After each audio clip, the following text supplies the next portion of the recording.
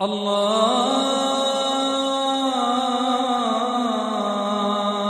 أكبر.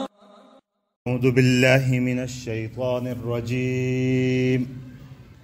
بسم الله الرحمن الرحيم.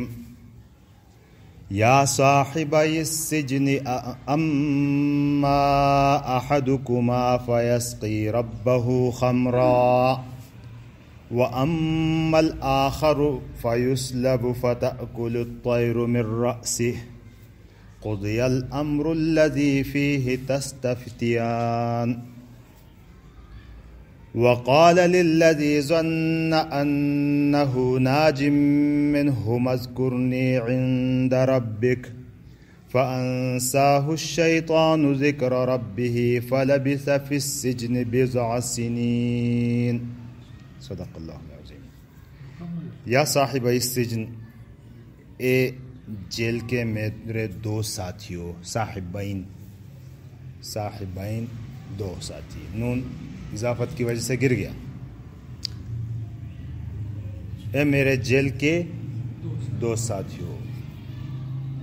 اما احدکما، بہرحال احدکما تم دونوں میں سے ایک کیا ہوگا؟ فیسقی ربہ، وہ اپنے آقا کو پلائے گا، شراب پلائے گا. خمرہ شراب.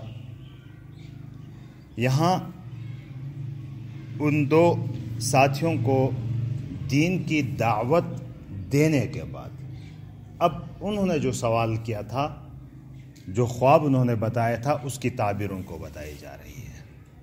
اور بتا کے مخاطب کر کے نہیں بتایا جا رہا کہ تو مرے گا، بلکہ تم میں سے ایک اپنے صاحب کو شراب پلائے گا.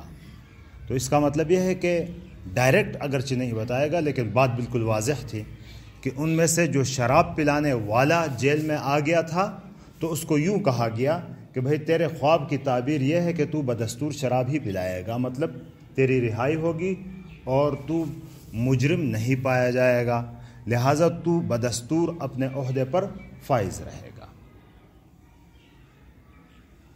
اما احدکما، بہرحال تم دونوں میں سے ایک، فیسقی ربہ خمرا، وہ اپنے آقا کو شراب پلائے گا.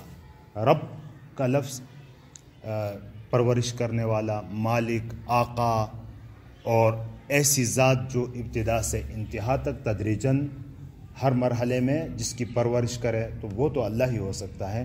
لیکن یہ مالک اور آقا کے معنی میں یہ عام اس کی طرف بھی ہوتا ہے. اس کے پھر شرائط ہیں، وہ کسی وقت بتائیں گے انشاءاللہ.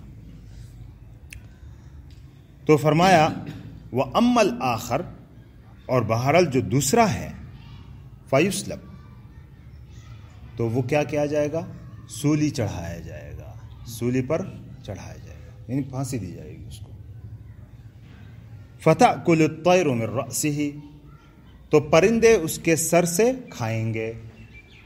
یہ سولی پر چڑھایا جاتا تھا تو اس زمانے میں، پرانے زمانوں کے اس طرح تھا کہ بس اسی پر جہاں چڑھایا وہیں پڑا ہوا ہوتا تھا. پرندے آ کے، مردار ہے تو پرندے آ کے اس کے سر سے اس کا بھیجا کھا جاتے تھے، اس کا جو دماغ ہے اس کو اٹھا کے کھا جاتے تھے. تو فَتَأْكُلُ الطَّيْرُ مِنْ رَأْسِهِ، تو پرندے اس کے سر سے کھائیں گے. اچھا، پھر قُضِيَ الْأَمْرُ، پھر فیصلہ ہو چکا، الَّذِي فِيهِ تَسْتَفْتِيَانِ، جس کے بارے میں کہ تم دونوں پوچھ رہے تھے. استفتاء کہتے ہیں نا، کوئی مشکل مسئلہ کسی سے پوچھنا، استفتاء. پھر فتویٰ دینا، وہ مشکل مسئلے کا جواب دینا. تو جس معاملے میں تم پوچھ رہے تھے اس کے بارے میں فیصلہ ہو چکا ہے. بعض مفسرین یہاں کہتے ہیں کہ یک دم یہ خواب کی تعبیر سننے کے بعد اس نے چیخ کے کہا کہ نہیں ہم نے یہ خواب دیکھا نہیں تھا، ہم تو آپ کا ایسے امتحان لے رہے تھے. تو حضرت یوسف علیہ السلام نے کہا کہ فیصلہ اب ہو چکا ہے. چنانچہ ہوا بھی پھر اسی طرح. اس لیے جو بڑے حضرات ہوتے ہیں ان کے ساتھ اس طرح کے کوئی مذاق بھی کریں گے نا، یہ اچھا نہیں ہوتا. اگر واقعتاً انہوں نے مذاق کیا تھا تب بھی ایک نبی کو بتایا گیا تھا کہ بس اس طرح کہہ دو، وہ کہہ دیا، بس وہی ہو کر رہے گا، چاہے خواب دیکھا ہو یا نہ دیکھا ہو. وقال، اور فرمایا کس نے؟ حضرت یوسف علیہ السلام نے، للذی اس شخص سے، ظن انہ ناجن جس کے بارے میں خیال تھا کہ وہ بچ نکلنے والا ہے۔ نجا ینجو نجات سے ہے، نجات پانا، اس میں فاعل کا صیغہ ہے ناجن، ناجیم کہ ناجن، کہ وہ نجات پانے والا ہے، جس کے بارے میں گمان تھا کہ یہ نجات پانے والا ہے، منہما ان دونوں میں سے، ان دونوں میں سے جس کے بارے میں خیال تھا کہ یہ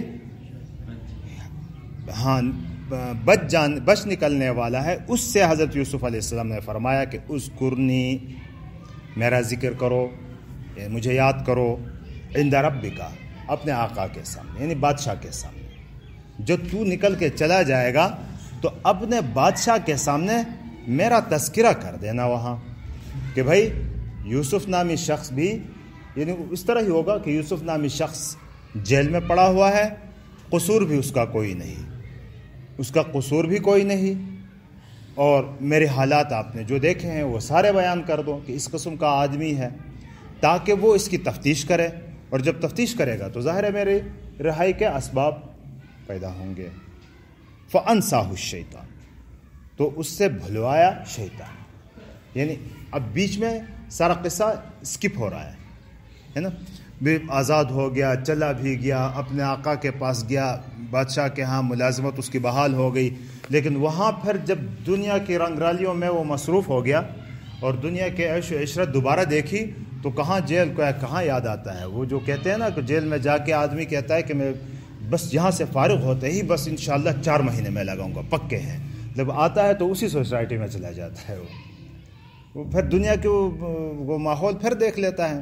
جب اس نے وہ دنیا کا وہ سارا ماحول دیکھ لیا تو بھول گیا یوسف علیہ السلام کو، اور یہاں یہ بھی کہا جاتا ہے کہ اللہ نے زبردستی اس طرح کرا دیا، بھلوا دیا اس سے، لیکن یہ ہر برے کام کی نسبت شیطان کی طرف ہوتی ہے کہ اس کے لیے شیطان مقرر ہے، وہ جا کے یہ کام کرواتا ہے ایسے کاموں سے، کیونکہ کچھ ذرا سی امید ہو گئی تھی کہ یہ جا کے کہے گا تو بادشاہ کی وجہ سے، بھائی ایک پیغمبر یہ کوئی ناجائز نہیں ہے، کوئی بری بات نہیں ہے ایسا، لیکن ایک پیغمبر کی شان کے مطابق نہیں ہے کہ وہ اللہ کو چھوڑ کر اسی طرح کی بات کرے، حالانکہ اگرچہ یہ ناجائز بات نہیں تھی۔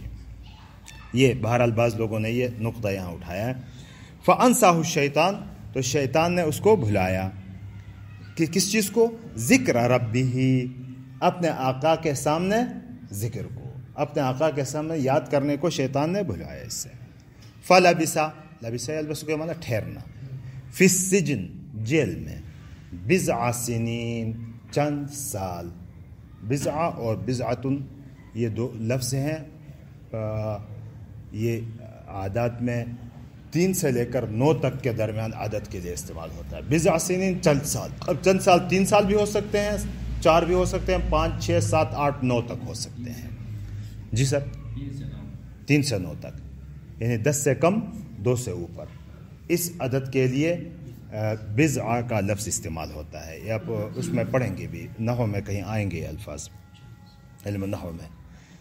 تو بعض حضرات نے روایت نقل کی ہے اس طرح کی کہ حضرت یوسف علیہ السلام جیل میں کوئی 7 سال رہے، 7 سال کے بعد پھر ان کی رہائی ہوئی۔ رہائی کے بعد کیا ہوتا ہے اور رہائی کے اسباب کیا ہیں وہ اگلے رکوع میں ہم پڑھیں گے انشاءاللہ۔